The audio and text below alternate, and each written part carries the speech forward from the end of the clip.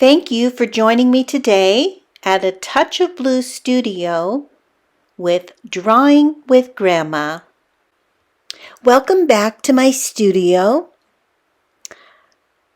You might remember us working on this ink wash board where I did a variety of animals and we worked on values and techniques with the brush, with ink wash and watercolor. Well, I've decided today to start another board, an illustration board that is for just watercolor studies of animals as well. So we're going to start laying in two of our birds in graphite, and then we'll have lesson 2 where we'll show the watercolor stages. I'm going to start by doing this beautiful yellow bird that is on a tree branch, and we are going to first lay in the graphite study of the bird and create some beautiful textures with our pencil, and then we will overlay with watercolor later. So I'm going to prepare my board with these two bird studies, and then we'll add a few other objects later this week. So as you can see, I always start my animals, and especially birds, with an oval, and I figure out what direction the oval is laying because of the position of the bird's head in particular. So it's kind of a tilted oval, and now I need to build the back of the head and the body shape in relationship to that head shape. Of course, finding the beak and the eye and the middle of the head is crucial in order to get the drawing accurate and off to a good start. Once I have those basic shapes in, now I want to build in the body shape, the wing structure, and the defined shapes that kind of reveal the particulars of his position and anything that stands out to show this particular breed of bird and where he is in his environment. So I'm going to build the branch because you can see one of his feet is very visible, and the other one we just see a hint of one of his claws near his belly. I think I have to rethink this eye and beak area a little bit and make sure that it's correct. I might need to lower that eye a little bit.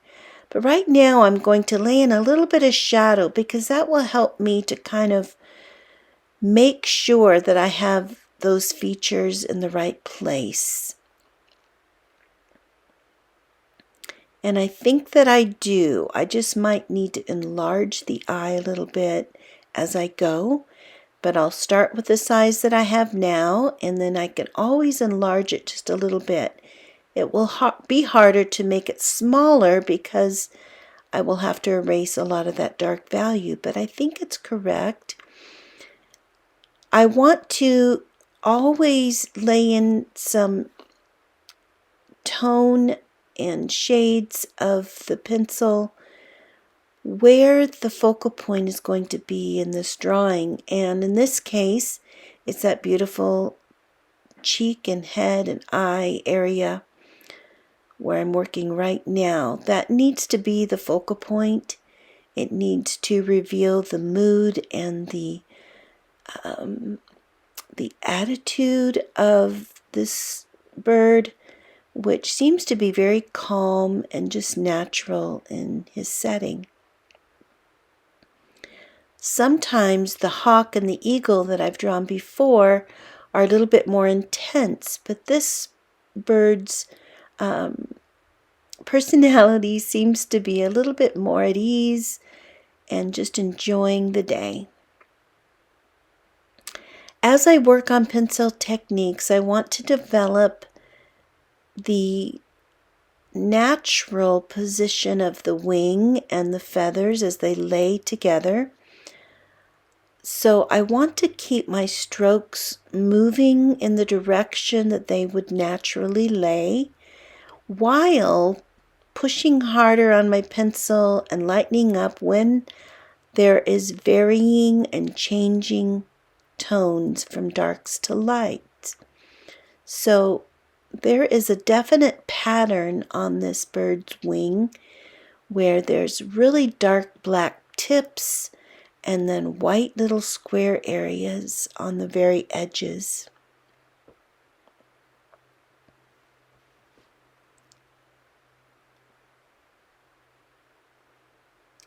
I can create some of those little hair marks where he has a little bit of a cape. A lot of the birds have this beautiful soft cape that are just really fine hairs that lay over the rest of their body.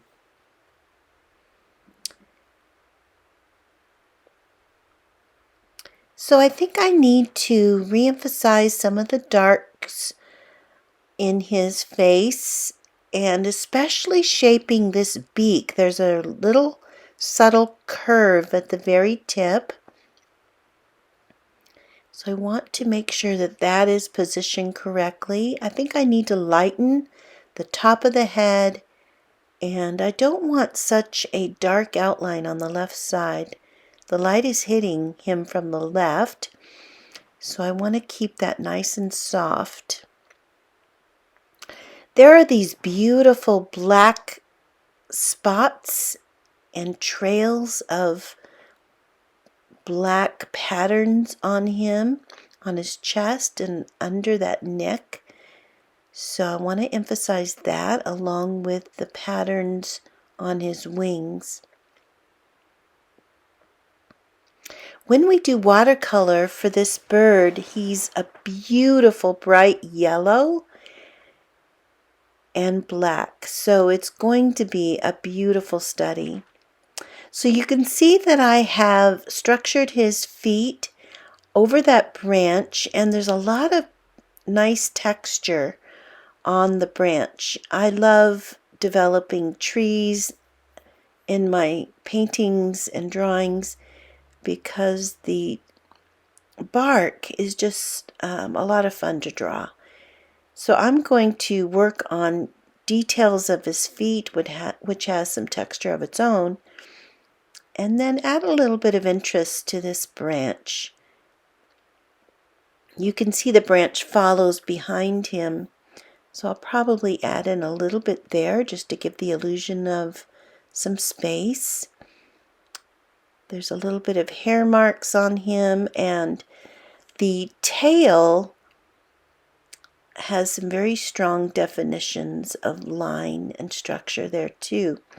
So there's a little bit more to do, but this will be a nice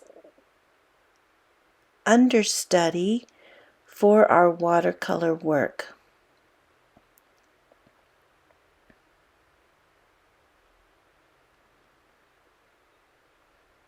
Keep my pencil marks going the same direction as his feathers lay, and make sure I get that tail laying correct as it flows out from underneath that wing.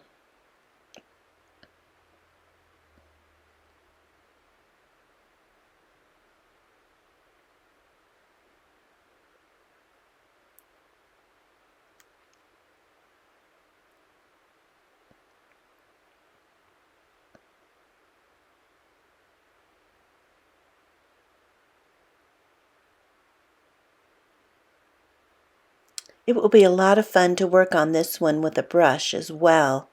And I'll be sure to get more texture and more details with the colors and with the brush strokes that we'll be working on. But here he is as a nice study that we will continue in watercolor next week. Let's continue with our study board, and we are going to continue drawing birds. This duck is adorable, and I don't think I've ever drawn a duck before, so this will be new for me. But as you can see, I always start with an oval, get the head shaped. We are going to adjust that oval because his neck will have to be placed correctly, but it's a good place to start is get the bulk of the head laid in with an oval, and then I'm going to extend out here to the right a little bit into his neck. I need to find the center of his head so that I can have the beak come out of there, and then where it ends is of course very important. Ducks always look like they're smiling, so that's cute. You can see that the eye is not placed correctly, so I'm going to lower it a little bit, and that will look a little bit better. I think it still needs to get bigger, and I think I will need to adjust the eye when I do the darks in it. Okay, we'll erase some of these lines. And now let's work on developing the eye. If that is correct, then the rest of it will be a little bit more accurate. I usually use the eye and the nose and of course the shape of the head to direct the rest of the drawing for me. So if I can get those things correct, it really helps.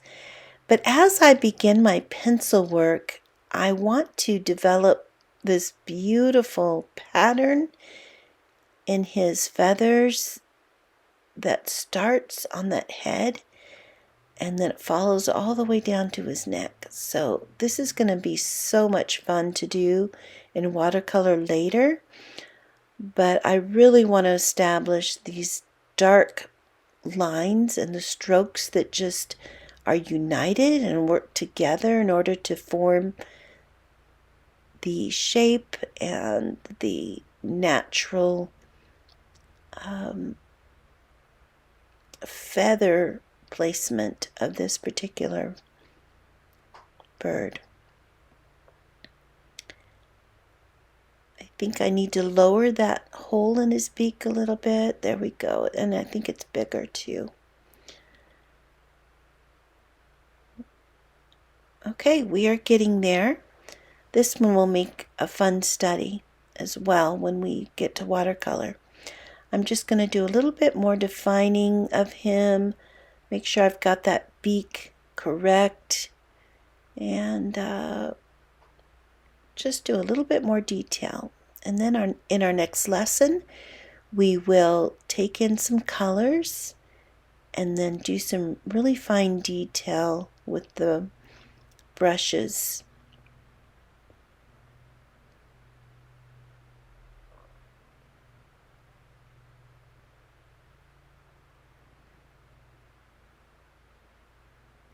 I don't want to outline my drawings, but it really helps with the patterns in this particular one to use some strong defined lines.